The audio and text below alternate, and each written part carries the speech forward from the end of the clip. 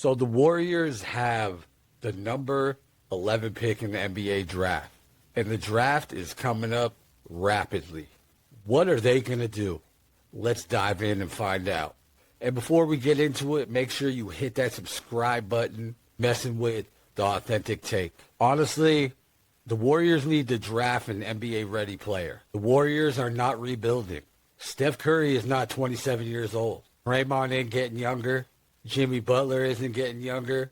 The team needs someone that can contribute now. That's why names like Yaxel Lendenborg make a lot of sense right now. You know, he reminds me a little bit of a Swiss Army knife that Steve Kerr could use in his motion offense. Move the ball, defend multiple players, meaningful minutes. If you're asking about another guy, why not Braden Berries or Burries, whatever.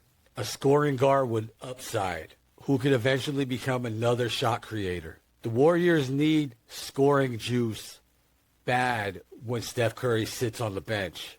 We saw too many times when Steph Curry got rest last season, the offense looked stuck, and we got to turn that around.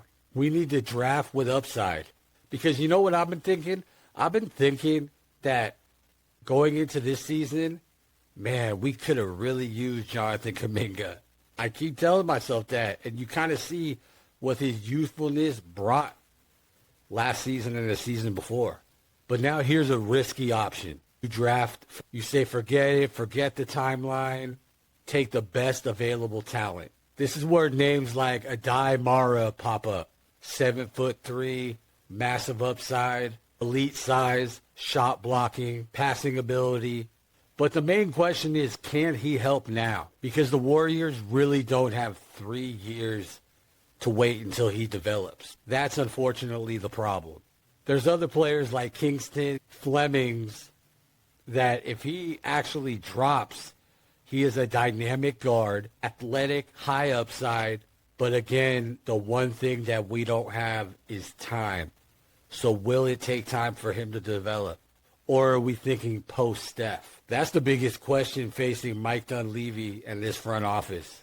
We've gone over this over and over, but another option is to trade the pick. Package the 11th pick to get a proven veteran. Now, I get the logic. You're trying to maximize Steph's timeline. And last week I did a video about the Warriors possibly getting LeBron James, but he's over there, I think, in Paris right now, and he is looking old as dirt. So that's a questionable move as we sit here today.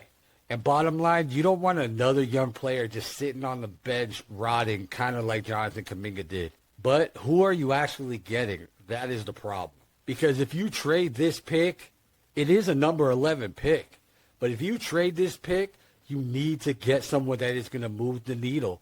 And is there anybody out there that's really going to move the needle?